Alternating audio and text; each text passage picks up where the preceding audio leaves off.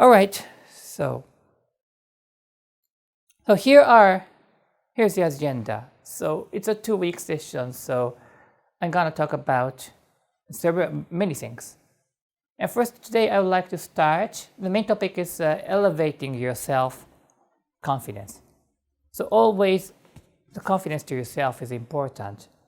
And we know that, but we are not necessarily trained to have a high confidence. Probably you know many skills, and what I introduce may be kind of similar to that, and which are okay. I'm talking about the whole structure, so probably the things that you already know will sit in somewhere in my big structure, which will help you kind of absorb and be able to use it in an easier way. And first I'll start with a recap of the previous workshops. And then I move on to the self-efficacy. Maybe you know this, but if you don't know, it's going to be a kind of a simple but powerful thing. And self-talk, I know it's a popular term. And we are doing a training to be able to deal with our self-talk and also kind of create an effective self-talk. And last one for today is about the autonomy. As a matter of fact, this is the first time that I speak to the audience. So I've done I'm doing these kind of lectures 100 times a year, every year, probably or more. But about the autonomy, it's going to be the first time that I speak. So, and it is part of the self-confidence. So now the things are changing. People are working from home remotely, and we are kind of losing our confidence as a human being to a certain extent. And all of us need to be more independent and regain our power to ourselves, not depending on other people. Of course, the kind of supporting each other is always important, but we have to get back the power on ourselves. And if you are a leader or a manager or a kind of a people who is kind of showing the direction and leading the group, you also need your team or people to be more autonomous. And that's going to help themselves and yourself. So I'm going to spend some time on that. It's a brand new topic. And 1 week from now, I'm going to step into more the secret to gaining support from other people. And I'm sure that you understand the importance of kind of receiving support from other people. It is powerful. Yet, some of you have been educated that it's important. But at least my experience, many of us have been taught that do as much as possible on your own. Don't don't depend upon others. You have to work hard.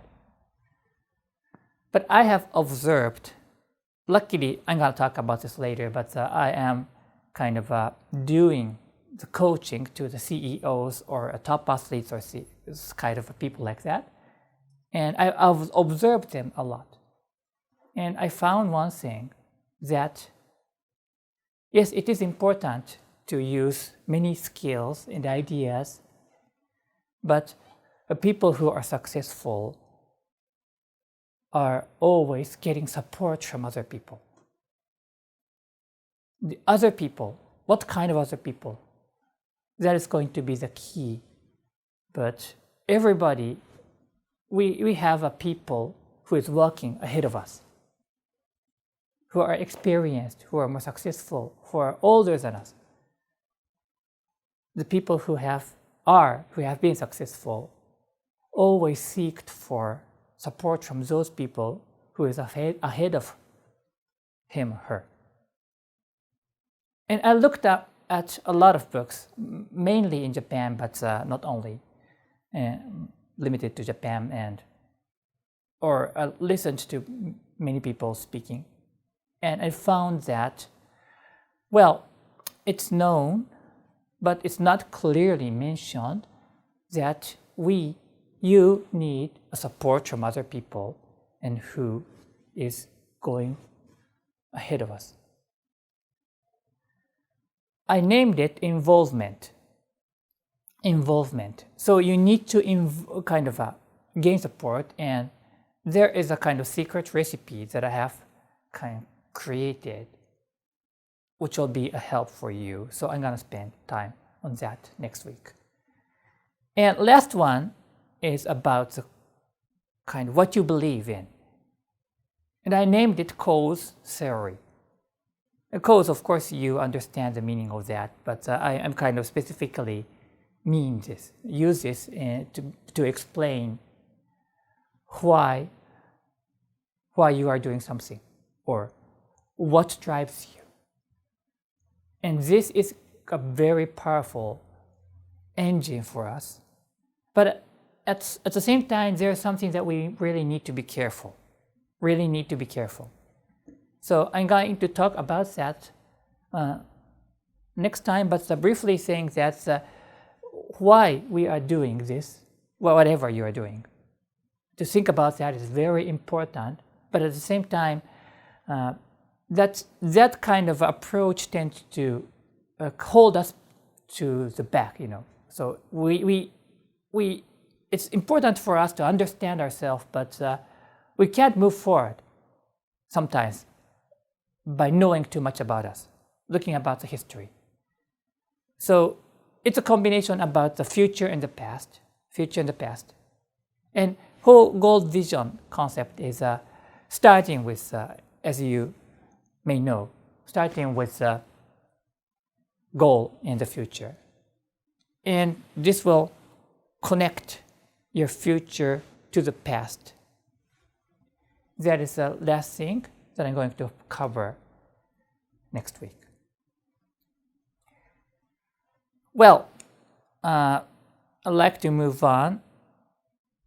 And because we are joining from a different place and different time zone, and I would like to at least know your name, your voice, and I would ask you to just speak about very quickly about these topics. Your name, where you are joining from, and what you are expecting today. But unfortunately, I don't have much time to listen to your whole expectation. So I really ask you to be very concise and crisp about your expectations. And those who feel challenging about speaking, it's okay. You just mention your name and where you are from, and then I can move on. Okay, so can I start with, there are kind of several people who have registered but not here yet, maybe next week. And so my approach appreciates that people you are all interested in, and it's very simple and easy, and luckily it's powerful. So I think I can meet your expectation. And it will start with this one. So go back to the slides. So if you have a piece of paper, I know I heard your expectation, but that's just an expectation and more. I want you to be kind of aggressive about the investment you have done in terms of money and the time. So if you have a piece of paper, if you don't just think, but just identify what you want to achieve today or next week with these kind of a series of sessions. And what is important is just writing down. It doesn't have to be in English. Of course, you can use your mother tongue to write down what you want to get. This is the simple in the simple way to say it's a goal setting, or I use other terms, it's an ending thinking, starting from what you want to achieve and what you view at the ending of this session.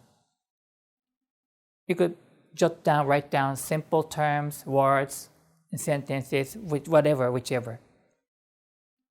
So what I recommend is that you go into, of course you do start the meeting with somebody and spend an hour, and after that, you have an experience that, what should we do next?